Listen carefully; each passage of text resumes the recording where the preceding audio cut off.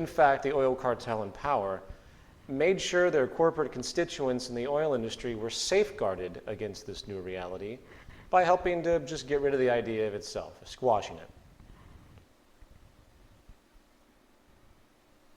In fact, there is no reason why every single car sold could not be electric right now. They aren't, because social progress and human well-being is always second to monetary gain. I'll say that again. Social progress and human well-being is always second to monetary gain. Also, if people cannot make money off of solving social problems, they simply will not be done. Take a look at the horrid, dire destitution in Africa, or simply the rampant and growing homelessness across the world. I think George Carlin actually put it best. Have you ever noticed that the only metaphor we have in our public discourse for solving problems is to declare war on it? We have the war on crime, the war on cancer, the war on drugs. But did you ever notice that we have no war on homelessness? You know why? Because there's no money in that problem. No money to be made off of the homeless. If you can find a solution to homelessness where the corporations and politicians can make a few $1 million each, you will see the streets of America begin to clear up pretty damn quick. Most, when they think about these kinds of things, the word corruption comes to mind. Most feel that these are ethical issues. But is it really corrupt for an energy establishment to want to limit supply artificially so they can make money? Is it really corrupt for a company to seek indifferent self-preservation at the expense of social progress? Actually, no, it isn't.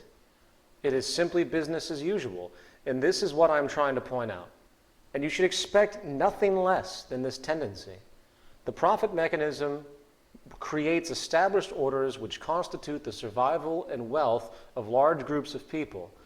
The fact is, no matter how socially beneficial new advents may be, they will be viewed in hostility if they threaten an established, financially driven institution.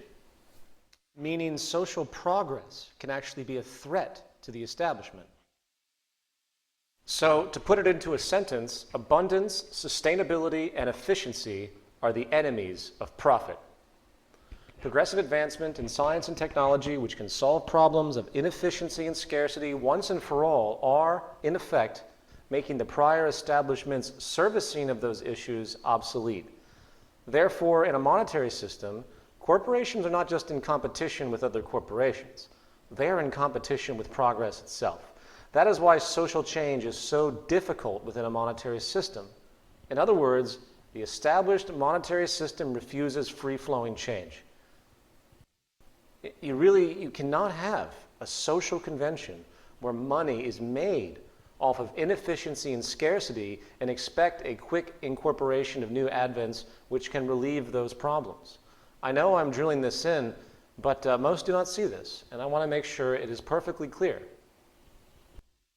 Now, I don't want to spend too much time on the monetary system because, as I mentioned, it was the focus of a prior presentation. However, I would like to quickly point out two important issues. The first is the economic reality that the entire global economic system is based on what I call cyclical consumption. The only way the system can work is if money is perpetually circulating. Money must be continuously transferred from one party to another in order to sustain so-called economic growth. This is done through constant or cyclical consumption by virtually everyone in society. Jobs are entirely contingent upon demand for production in some form. If there was no demand for goods and services, then there would be no demand for labor, and financial circulation would hence stop. What this translates into, again, is that inefficiency equals profit. The entire system demands problems for it to work. This is not only paralyzing, as we have discussed, but it also creates outrageous amounts of resource waste, irrelevancy, and extremity.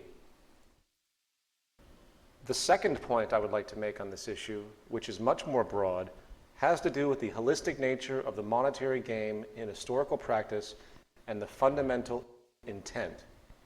All societies today, whether termed capitalist or socialist or even communist, are fundamentally based on money. Money is the enabler of possibility within the system itself. Free market capitalism, as it is often called, is now the dominant economic religion of the day.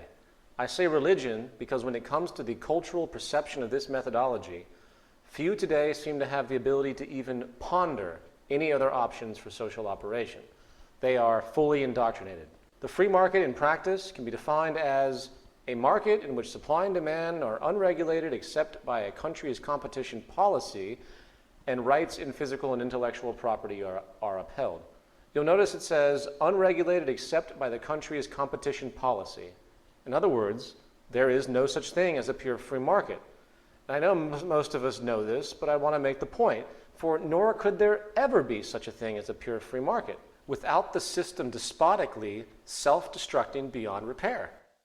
Why? Because the basis of the free market pursuit, meaning the self-interest-based pursuit and strategic acquisition of market share, the gaming strategy, can only lead to monopolies and cartels.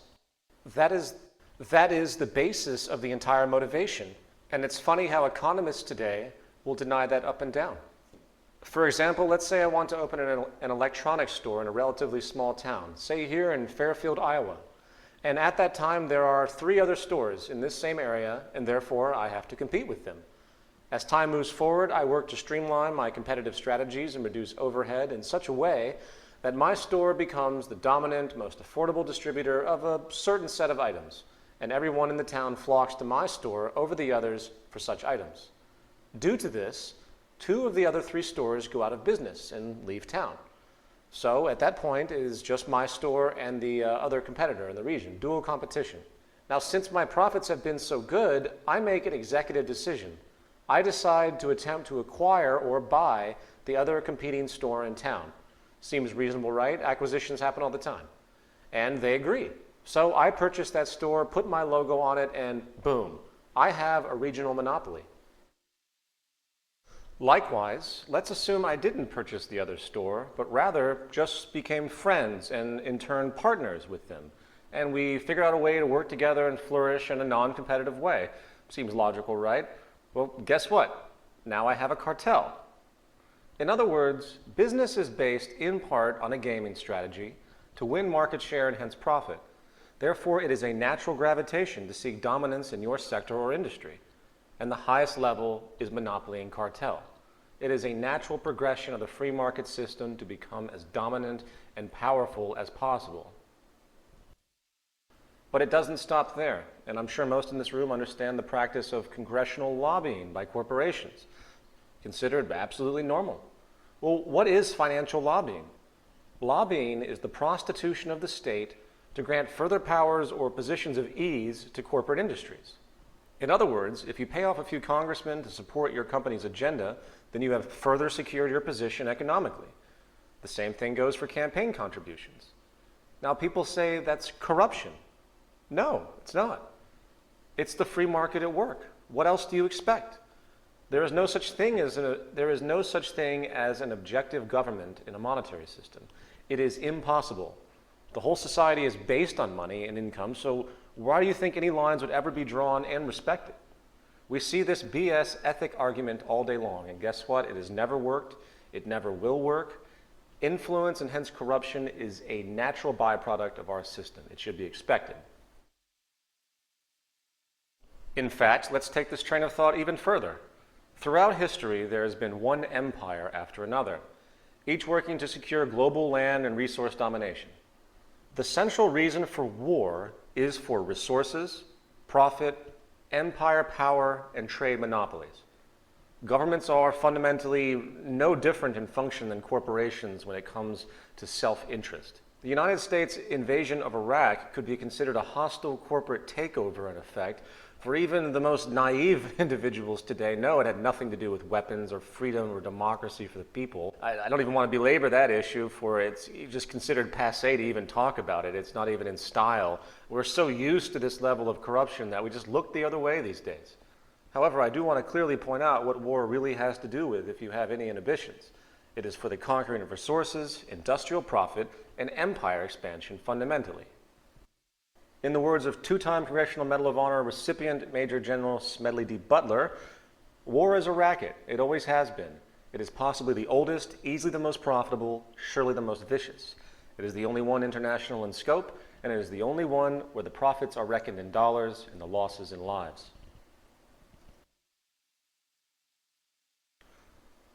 Now, it's important to point out that today the pursuit of profit in the market system is generating a different form of empire, a corporate empire, based on merging economies through trade agreements.